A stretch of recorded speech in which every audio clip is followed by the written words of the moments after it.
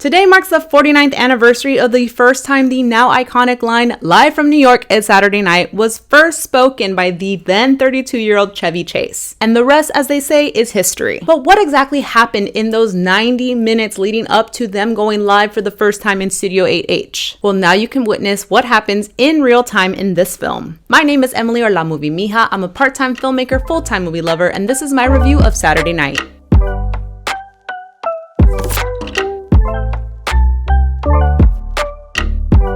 Welcome back to my channel. Here you can expect from me weekly reviews, and sometimes I'll even take you to the movies with me, like when I went to go see a revival screening of 2001: A Space Odyssey or An American Werewolf in London. When I'm not going to the movies or working on set to make a movie or reviewing movies, I am trying to do all the spooky season activities, which sometimes requires watching movies. I'm also trying to eat my way through every pumpkin thing I can find, so if you have a recommendation of your favorite pumpkin flavored seasonal thing, please let me know. Also, these Cheerios go so hard. And I've also been clocking in many hours on Baldur's Gate. I am still so terrible at that game. I'm only a level 4 cleric and I'm like 15 hours in. But that's not why you're here. You're here to talk about Saturday Night, so let's get into it. Tensions run high as producer Lorne Michaels and a ferocious troupe of young comedians and writers prepare for their first broadcast of Saturday Night Live on October 11th, 1975.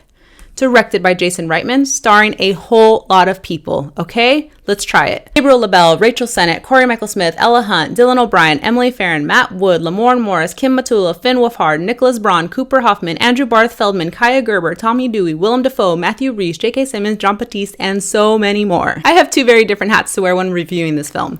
First, as a filmmaker hat, this movie is marvelous. A feast of technical achievements. It's all in real time, meaning the length of the movie is the same amount of time in which the characters in the film are experiencing the action. Think like Phone Booth with Colin Farrell or Uncut Gems to an extent. So there is a built-in tension in the time limit. The way that they display that is also astounding. At my screening, Jason Reitman was actually there for a post-screening Q&A, and he revealed a lot of details about the making of this film that I would have really appreciated going in. So if you're watching this before seeing the movie, kudos to you. This is going to enhance your experience. Because what I learned is they actually recreated 2 floors within Studio 8H, and they had entire reign to create the whole world, meaning they weren't just like filming facades, or because there are usually running and gunning and following characters throughout these floors, they can't just like have a part of the floor dressed or crew kind of hiding in the wings. They have all of it dressed, meaning there's like 80 background members who are actively acting alongside this incredibly large cast at all times. In many of the scenes, the actors themselves didn't know when they would have the camera up on them, so they are tasked with just performing this entire time, not even knowing when the camera is going to swing in their direction. From a practical standpoint, that means the lighting has to be consistent throughout the entire 2 floors, and their mics were live the entire time. So to achieve that, you have a person working a soundboard who is manually adjusting the volume of each actor's microphone so that the director on set can hear the lines being spoken by the person closest to the camera. So the person that's way in the background has the same microphone as the person who is in focus, and the person who's working the sound is adjusting the volume so that when they're reviewing the tape in real time, they can actually hear the person here at the correct volume and turn down the microphone of the person in the back. At any one point, they had 58 mics running, so imagine a giant soundboard and having to manually adjust all those volumes as you see them being acted out in real time. It's wild. Jason Reitman employs a lot of like long takes following the characters throughout the floors, and it's really effective in communicating that tension, that excitement, that frenetic energy. From a technical standpoint, that's just so difficult to achieve, and I was just in awe. We even learned that John Batiste, who plays one of the members of the SNL band, was live improvising scores after they wrapped each day. So after wrap each day, John Batiste would essentially look at scenes from the film that they had just filmed that day and would play around with his band, and they recorded the score live on set. That doesn't happen that way typically, like scoring a film in an improvised manner while on set, and so that's also very impressive. And the music does play a huge role in that frenetic energy that you feel in keeping the pace really high, and it also is so fun to have those elements of jazz be so present present because the music is a big part of the SNL identity. The film is very fast-paced, and the technical aspects of it are all in service of communicating that tension and leading us up to that momentous moment when they say, "Live from New York, it's Saturday night." Now, switching to my average moviegoer, movie lover hat, which is invisible to the naked eye. Well, I was impressed with the performances, namely from Rachel Sennott as Rosie. Remarkable. Every time she's on screen, there's just like a little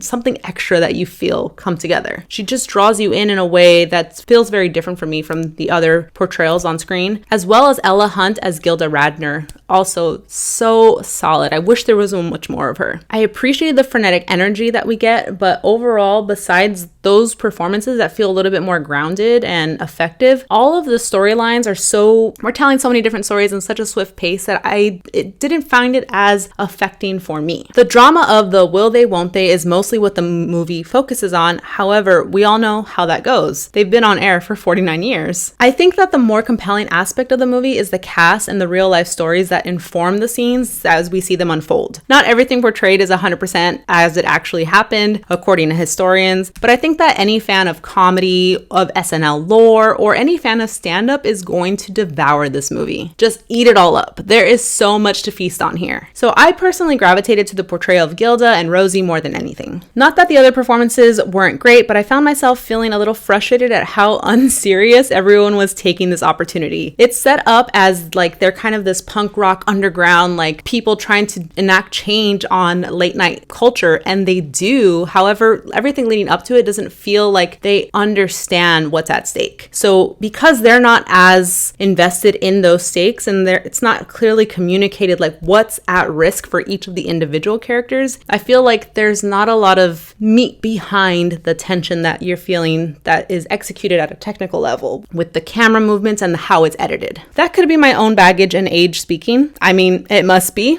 But watching a bunch of impressively young titans at the impetus of their momentous careers act so cavalier about this opportunity, which has remained relatively popular in the zeitgeist, marking a cultural shift that is still making waves, didn't have a lot of staying power for me. It's really entertaining to see them go toe-to-toe with Johnny Carson and just what they had to go through in order to get the studio on their side. And while we get a taste of that, I never found myself fully invested in that risk. Like, we know how it ends, so in order to like display to us what is exactly at risk and what they could actually be achieving, the movie doesn't take a lot of time to do that, and I don't think it intended to. If it had chosen to go that direction, I think it would have made for a more effective, like dramatic retelling of this historic night. This is one of those movies that was enjoyable at the time, but it's more of a history primer.